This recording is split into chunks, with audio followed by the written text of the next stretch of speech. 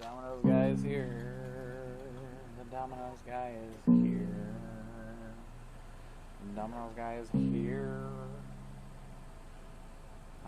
Meat is here with my sandwiches. The Domino's guy is here. The Domino's guy is here. I bet he doesn't expect that he's going to be on a podcast. Let's go, bro. How you doing? Pretty good, you? Pretty good. Trying to enjoy it? Playing some guitar? Fucking A. I know, yeah. Fucking A. You recording? Yeah, I'm recording. Oh, sorry. Did I mess it up?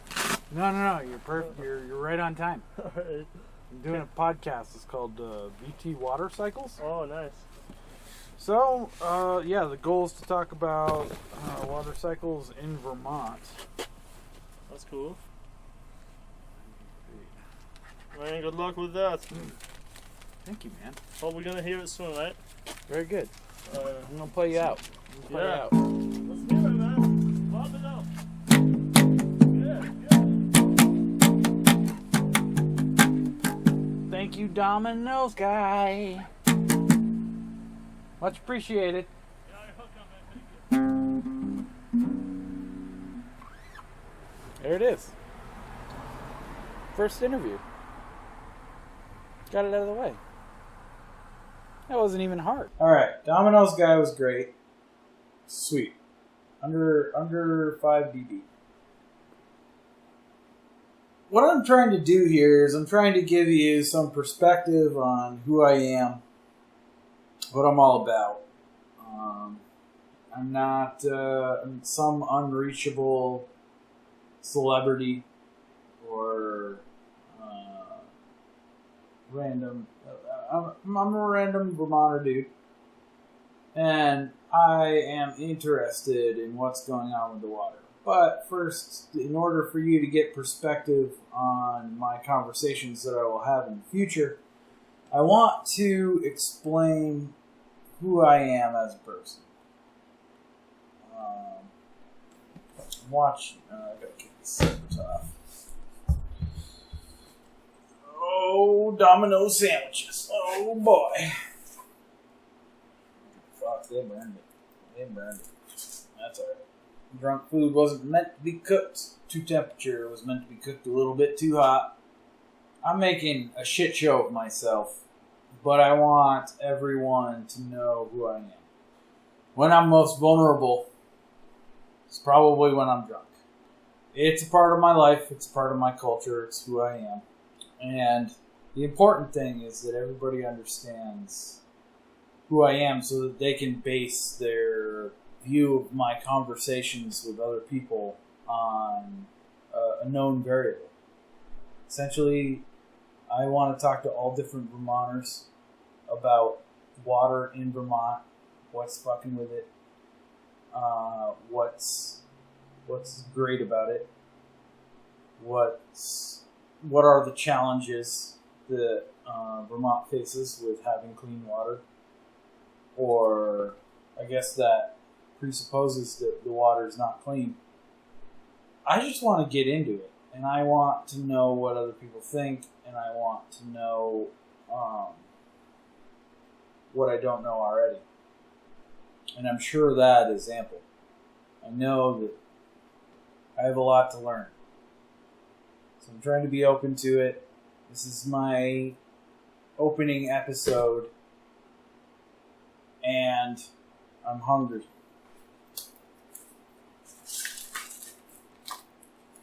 I was raised in a big family. I'm number 6 out of 9 kids. My parents had 9 kids. So that's like a quasi-middle child. I feel like one of the things I'm good at is mediating between two people having a conversation. Something I've become good at.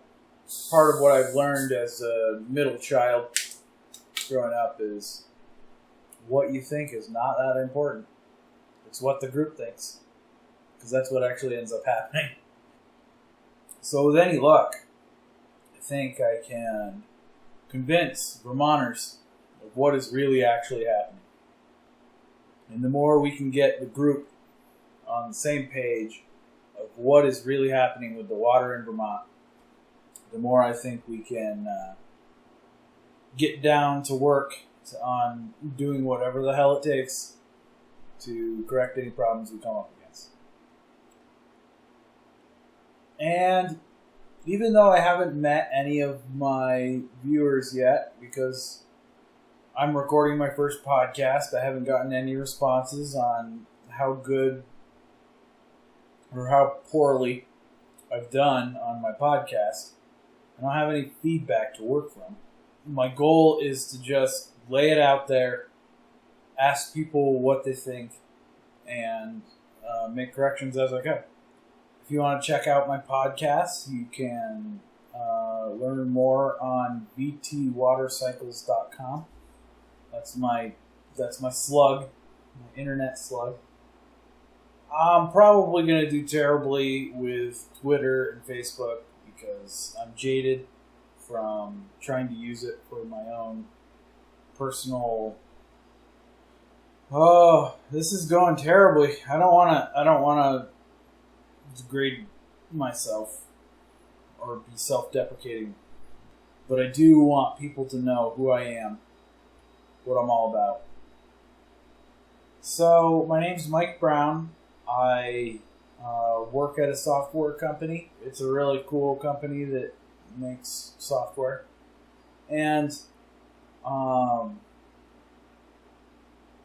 don't think I'm going to be chopping out any of these because my goal with this podcast is to have long-form conversations with people. And I want to have largely unedited chunks of solid conversation that furthers the greater conversation of what are the issues in Vermont's water systems. And I've learned so much already. And my goal is, in part, to the first few episodes, I want to really shed some light on what I know already. And then I want to take the audience along with me on a quest to learn all of the things that I have not yet learned about the nuances of where we're fucking up and where we're going and whether or not that's the right direction and how we can course correct. But again, let's bring it back to who the fuck is this Mike Brown guy? So, I guess what got me started on the talking about water concept was an episode on Brave Little State. Brave Little State is a podcast put on by people at VPR, Vermont Public Radio, and they do journalistic pieces on the common folks' questions. Essentially, they have like a page where people can vote for what questions they want to know about pertaining to Vermont. At some point, they pick like a couple of finalists, and then they have a vote off to see who has the better question of what question should be next on the episode on the next episode. So Brave Little State, a podcast by VPR, essentially takes questions and does a little journalistic investigation. So this came out in like August 2016, around then. And I heard their first episode. It was about different dialects in Vermont. And I thought that was pretty rad because I have the Rutland dialect. And I can kind of tell when I hear a Vermonter from a different area. Rutland's got its own kind of sound to it. And I appreciate the culture that goes into that. But so Brave Little State did an episode on the dialects of different people in Vermont. And I thought that was really cool. So I went on their website and I punched in a question. And at the time, the big question on my mind was, what is Vermont going to do about its aging water systems? Water sewage systems. And the reason I asked that question was because at the time, in August 2016, there was finally reports coming out about how many millions of gallons of raw sewage were being dumped into the public waterways. And this was concerning. This was what people pointed to when Lake Champlain, the major lake of Vermont, was basically had an algae problem. There was nutrients. The water was overloaded with nutrients, and I think that spawned the algae problem. And so they had to shut down beaches. I mean, this is nasty algae. This is like your dog goes swimming in there. 2 days later, your dog's dead. Like, bad stuff. So they're shutting down beaches, and I'm like, what the fuck? Like, this is supposed to be pristine Vermont water. You know, Vermont's known for its natural resources. And I scoffed. I scoffed at the idea that my fucking lake was shut down because of some form of pollution. And it is pollution. Nutrients overloading comes from man-made issues. Just like every other thing that we can point to that we hate. So, I asked the question, and probably like April of 2017 is when Brave Little State contacted me about my question. And they're like, hey, why don't you do a voting round? We're going to see if your question wins, but you should promote it on Facebook and Twitter and see if you can get more votes. And so I'm like, fucking done. I got 8 brothers and sisters. And that quickly extends to like, 14, 15 people with significant others combined. And we voted on that shit like 6 or 7 times a piece, each of us. We were like, hell yeah, Mike's question's gonna win. We gotta win this thing. And fortunately Vermont's so friggin' small. 15 or 16 people really made the difference, and my question won. So then, late spring, I went with the VPR people to these various different government officials who were involved with the public water system, and they kind of, hit me with their best rendition of what the issue actually is and what we need to do. And along the way, people were telling me, like, I'd go to the bar and people would say, hey, this shit is way more fucked up than they're giving it credit. And so I essentially, I felt conflicted the whole time I was making the episode. I was trying to learn what the hell was going on. And I came to the conclusion that the information I was getting was pretty good. But it wasn't the whole picture. And there's just too much. Like when you're making a podcast episode, there's stuff you gotta cut out.